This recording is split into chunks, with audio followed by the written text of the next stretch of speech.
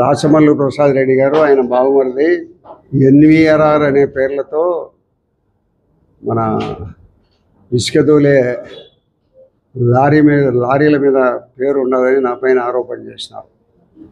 అది నంద్యాల వరదరాజుల రెడ్డి అనే దాని కింద వస్తుంది. ఆయన తమ్ముళ్ళు, ఆయన తమ్ముని కొడుకులు వాళ్ళందరూ ఇసుక దోలుతున్నారని ఆయన చెప్పడం జరిగింది. సుమారు వారం రోజులకి ఆడ పోలీస్ స్టేషన్లో ఉన్నాయి పట్టుకుంటే 4 లారీలు కూడా. ఈ 4 ట్రిప్పర్లు కూడా వారం రోజులు ఉంటే నా సొంతమైతే నేను ఎందుకు ఇడిపించుకోను? కమలాపురం తాలూకా వలయ 4 రోజులు ఉన్నాయి. ఇప్పుడు పోలీసు వాళ్ళు అందరూ నేను చెప్తే వినే పరిస్థితి ఉండబడిన పోలీసు వాళ్ళు ఉండబడినప్పటికీ కూడా నేను ఎవరికి దాని గురించి చెప్పడంలే. ఎవ్వరు ఇసుక, క్రికెట్ బెట్టింగ్, మట్కా, గుట్కా ఎవరుని తప్పు చేసినా కూడా క్షమించే ప్రసక్తి లేదు. కాబట్టి నా మీద ఏదో ఊరికి ఆరోపణ చేయాలంటున్నారు. వాళ్ళ జీవితాంతము వాళ్ళిద్దరు బావబామర్దులు నా మీద ఆరోపణ చేసుకుని ఒక తప్పు తెలుసుమను. నేను కానీ నా కుటుంబ సభ్యుల మీద కానీ గుట్కా మట్కా బంగారెడ్డి ఉన్నాడే, ఆయన ఏదో తన వాళ్ళ బావ ఎమ్మెల్యేగా ఉన్న కాలంలో అంతా కూడా ఎన్నో రకాలైన దుర్మార్గపు సంపాదన సంపాదించినాడు. ఎక్కడ కూడా చట్టబద్ధమైన కార్యకలాపాలు తప్పక చట్ట విరుద్ధమైన కార్యక్రమాలను ప్రోత్సహించే ప్రసక్తి లేదు.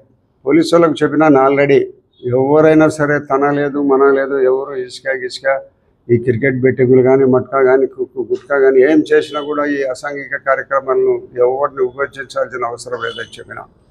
నేను ఎవరిని పట్టుకొని మీరు ఈ గుట్కా మట్కాలలో చెప్పినా నేను మీకు చెప్పే ప్రసక్తి లేదు. చట్టబద్ధంగా చట్టం చేసుకొని పోవాలనే దాంతో ఖరాఖండిగా చెప్పడం జరిగింది. ఇప్పుడు కూడా ఏదో కొంతమంది మా ప్రభుత్వం వచ్చింది, మేమందరం గతంలో వాళ్ళు చేసిన పనులందరినీ చేసుకోవాలనేది కొంతమంది ఆశావాహులు అందరూ కూడా ప్రయత్నాలు చేస్తూ ఉన్నారు. ఎక్కడ కూడా చట్టబద్ధమైన వ్యాపారాలు, చట్టబద్ధమైన పరిస్థితుల్లో ఉండబడిన పనులు చేసుకోవాలి. కానీ ఏదో మనది ప్రభుత్వం అధికారం లేకొచ్చింది మేము కూడా ఏదో చేసుకోవాలని ఆశపడడం అనేది కరెక్ట్ కాదు. వాళ్ళు తప్పుల మీద తప్పులు చేసుకుంటూ రోజుకో తప్పు చేసుకుంటూ వాళ్ళు 11 సీట్లకు పరిస్థితి వచ్చింది. 151 సీట్లు 2019 ఎన్నికల్లో వచ్చిన వాళ్ళకు 11 సీట్ల పరిస్థితికి వాళ్ళు వచ్చినారు. మనము తప్పులు చేసేటువంటి పరిస్థితి రావాలని మన ఎవ్వరు కూడా తెలుగుదేశం పార్టీ కార్యకర్తలు కానీ నాయకులు కానీ దయచేసి ఎవరు కోరుకోకూడదు. వాళ్ళు తప్పులు చేసి 11 సీట్లకు వచ్చినారు. మనం కూడా తప్పులు చేస్తే మనకు అదే పరిస్థితి వస్తుంది. రాజకీయాన్నైనా వదులుకుంటా కానీ ఒకరితో చెప్పించుకునే పరిస్థితిలో నేను లేను. దయచేసి బంగారెడ్డి, నువ్వు నీ జీవితాంతము నా మీద ఒక తప్పును తేల్చుకో. నువ్వు ఏదో నా మీద ఆరోపణలు చేయాలని చేస్తాడు అంతే. ఎస్పీ నిజాయితీపరుడైన ఎస్పీ గారు వచ్చినారు. ఇప్పుడు పొద్దుటూరులో పోలీసులందరూ కూడా నిజాయితీగానే వ్యవహరించమని చెప్తాము. ఎక్కడ కూడా అవినీతికి ఆస్కారం లేకుండా మట్కా, కుట్కా, గుట్కా బెట్టింగ్ ఏ దాంట్కి ఇసుక ఇటన్నీ ఏం లేకుండా చేయాలని చెప్తాము. దయచేసి అసాంఘిక కార్యక్రమాలు అన్నీ కూడా వదిలిపెట్టుకొని న్యాయబద్ధమైన సంపాదనలకు అలవాటు పడండి. ఇది శాశ్వతం కాదు. ఈ బంగారెడ్డి, ఈ ప్రసాద్ రెడ్డి అందరూ కలిసి నేను బ్రతికినంత కాలము నా మీద ఒక తప్పు తెలుసుకున్నాడు. ఇంకొక 20 సంవత్సరాలు నేను ఎంతకాలం బతుకుతానో నాకు తెలియదు. నేను గతంలో 1985లో నేను ఎమ్మెల్యే అయినప్పటి నుంచి ఇప్పటి వరకు ఇంకా ఒక 4 ఏళ్ల సమయం ఉంది. 4 ఏళ్ల సమయం వరకు ఒక తప్పు తెలుసుకోమనండి. నేను నా జీవితానికి నేను నిజాయితీగా బతకాలనుకుంటున్నా. సంస్కారం వైపు, మంచి వైపు పోతా. నిరంతరము మంచిని కోరుతా. లాస్ట్ వరకు మంచిని కోరుతానే తప్పక ఏదో చిన్న దాంట్లకు, తప్పుడు దాంట్లకు ఎప్పుడు కూడా తలొగ్గే ప్రసక్తి లేదు. నీవు నా మీద కావాలని ఆరోపణలు ఎన్ని చేసినప్పటికీ కూడా ప్రజలు ఎవరు నమ్మే పరిస్థితి లేరు. నువ్వు ఒక 5 ఏళ్ళు నువ్వు కూడా నా దగ్గర ఉన్నావు. నీ బావ నా దగ్గర ఉన్నాడు. నా దగ్గర ఒక 20 ఏళ్ళు పనిచేశారు మీరు. నా 20 ఏళ్ళు పనిచేసిన కాలంలో ఎప్పుడన్నా నాకు డబ్బులు ఇచ్చినారా మీరు?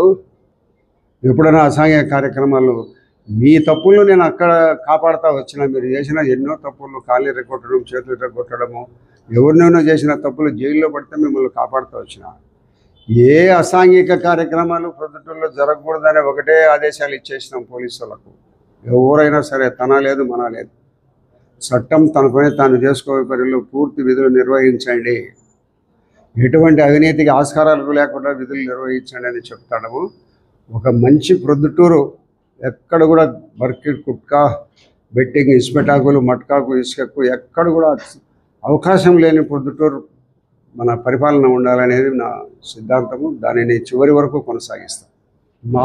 మా శ్రేణులకు కూడా ఒక హెచ్చరిక రవి, దయచేసి అందరూ కూడా న్యాయబద్ధమైన దాంట్లో పోండి. మన ప్రభుత్వం వచ్చింది, వాళ్ళు ఏదో చేసుకున్నారు, మనం చేసుకోవాలనుకోవడం అనేది కరెక్ట్ కాదు. వాళ్ళు చేసుకొని 11 సీట్లకు వచ్చినారు. దయచేసి మనం అటువంటి పరిస్థితి కావాలని కోరుకోకూడదు. మనము స్వచ్ఛమైన మన ప్రొద్దుటూరులో న్యాయబద్ధమైన పరిపాలన, ధర్మబద్ధంగా ఉండే పరిపాలన ఉండాలని నేను కోరుకుంటున్నాను. అది తప్పకుండా కొనసాగిస్తాము. ప్రస్తుతం ఉండే కలెక్టర్లకు, ఎస్పీలకు కూడా నేను ఇదే మాట చెప్పినాను. ప్రొద్దుటూరులో వచ్చిన పోలీస్ అధికారులకు కూడా అదే మాట చెప్తున్నాను. ఎక్కడ కూడా ఎటువంటి తప్పులకు ఆస్కారం లేని పరిస్థితుల్లో మీరు విధులు నిర్వహించాలని చెప్తాను.